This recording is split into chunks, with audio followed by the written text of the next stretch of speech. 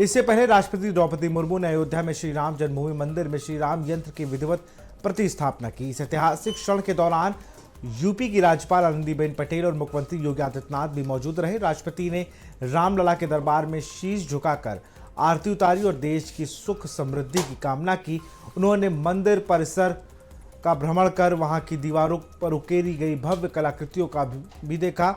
इस खास मौके पर राम मंदिर परिसर में राष्ट्रपति द्रौपदी मुर्मू ने अयोध्या जगत गुरु परमहंस महाराज को सम्मानित भी किया। सम्मान प्राप्त करने के बाद महाराज जी ने खुद को बड़ा सौभाग्यशाली बताया और राजनीति से जुड़े कई सवालों का भी जवाब दिया।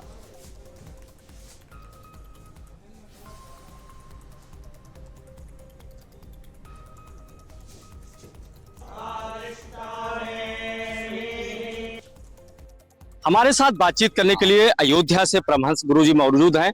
जिस तरीके से आज अयोध्या में राम मंदिर में द्वितीय तल पर श्री राम यंत्र का स्थापित किया गया, कैसा लग रहा था? वो आपको सम्मानित भी गया, कैसा क्षण रहा? देखिए, आज तो एक तो हिंदू नववर्ष है। भारत की परंपराओं में जो भी हमारे उत्सव महोत्सव त्योहार मनाने की परंपरा है वो दिनांक के हिसाब से नहीं है। जैसे रामनवमी नवमी तिथि है, जन्माष्टमी अष्टमी तिथि है, तो उसी तरह से भारतीय नया साल भी चैत्र शुक्ल प्रतिपदा है। लेकिन बीच में जब देश गुलाम था, अंग्रेजों के अधीन था, उस समय अंग्रेज अपना नया साल 1 जनवरी मनाते थे। वही लोगों की हैबिट बन गई है, तो लोग अपना नया साल भूल गए हैं। तो भारतीय नववर्ष यानी हिंदू नववर्ष के उपलक्ष्य में जो यह एक अद्भुत कार्यक्रम देश की प्रथम नागरिक महामहिम राष्ट्रपति द्रौपदी मुर्मू जी के कर कमलों से राम मंदिर में जो 3 तल बनाया गया है, 2 पल की प्राण प्रतिष्ठाएं संपन्न हो चुकी थी।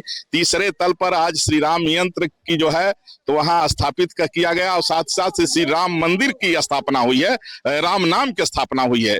ये अपने आप में बेहद महत्वपूर्ण है, क्योंकि जैसा कि वेदों पुराणों शास्त्रों में कहा गया है कि राम से भी बड़ा अगर कोई है तो राम का नाम है। कि राम का नाम लेने वाला व्यक्ति चाहे वो अयोध्या में न भी होगा तो भी उसको आत्म कल्याण जो है हो जाएगा, उसको अयोध्या आने का फल प्राप्त हो जाएगा। अनंत काल से जो है लोगों का कल्याण राम नाम लेकर के होता आ रहा है और हो रहा है, आगे भी होता रहेगा। तो महामहिम राष्ट्रपति द्रौपदी मुर्मू जी ने आज राम नाम की स्थापना श्री राम यंत्र के साथ किया, और वो भी हिंदू नववर्ष के अवसर पर। इससे बड़ी खुशी है। और यह श्री राम यंत्र जो है, जितने भी तरह के यंत्र है, सबसे ज्यादा शक्तिशाली, ताकतवर और कल्याणप्रद श्री राम यंत्र है।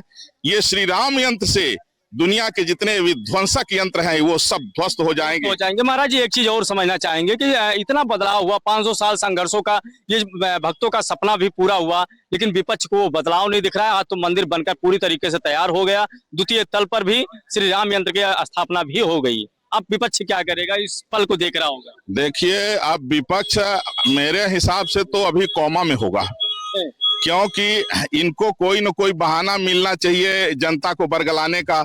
लोग कहते थे द्रौपदी मुर्मू जी को क्यों नहीं निमंत्रण दिया गया उस समय, जबकि निमंत्रण दिया गया था, स्वस्थ थी वो।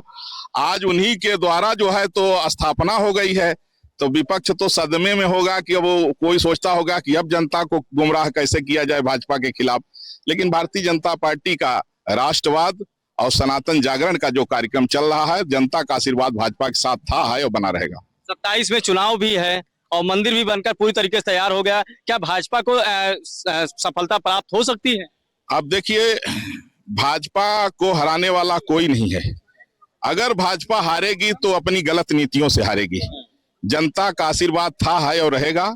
ये यूजीसी का बीच में जो न किसी ने मांगा था और ये बीच में जो ले आए, अब इनकी पॉलिसी उसके अंदर क्या है वो हम नहीं जानते हैं। तो अगर भाजपा को नुकसान होगा तो विपक्ष के कारण नहीं होगा, वो अपने ही यूजीसी के काला कानून के द्वारा होगा, और बाकी भाजपा को कोई नहीं हरा सकता। बिल्कुल, हमारे साथ बातचीत करने के लिए परमहंस महाराज जी मौजूद थे। जिस तरीके से उन्होंने अपनी बेबाकी से बात रखी। देखते रहिए आज की खबर के लिए करण दुबे, अयोध्या। पहले तो मंगल कामना करते हैं। आज 9 संवत्सर की और नए साल के लिए बधाई, शुभकामना।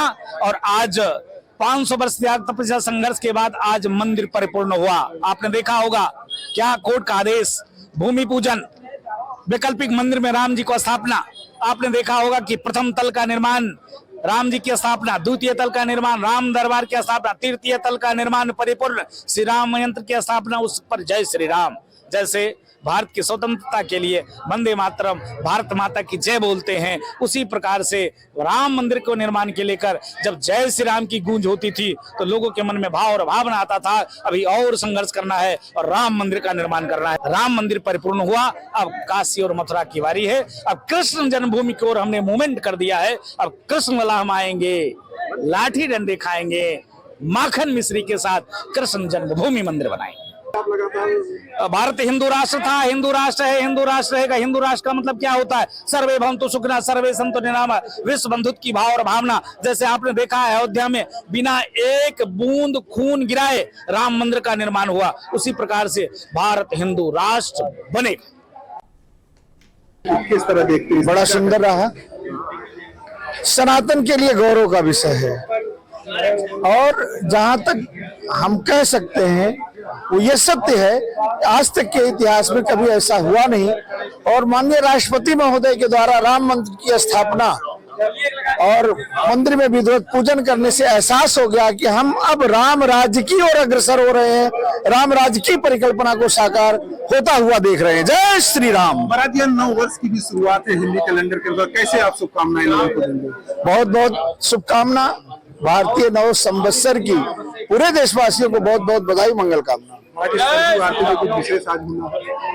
नित्य विशेष, हमने कहा जब से रामलला पधारे हैं अयोध्या में नित्य उत्सव का ही आनंद। ऐसा है कि आज संपूर्ण श्री राम जन्मभूमि मंदिर बनके परिपूर्ण सब ये हो गया, क्योंकि आज श्री राम यंत्र का पूजन हुआ और श्री राम यंत्र पूजन ही नहीं स्थापित भी हुआ। ऐसी दशा में आज से हम ये चाहेंगे कि सचमुच राम राज्य की कल्पना हम लोग कर रहे हैं और सब नर करें परस्पर प्रीति, चलें सुधर्म निरसुत नीति, नहीं दरिद्र को दुखी न दीना, नहीं कोई अबुद न लक्षण हीना।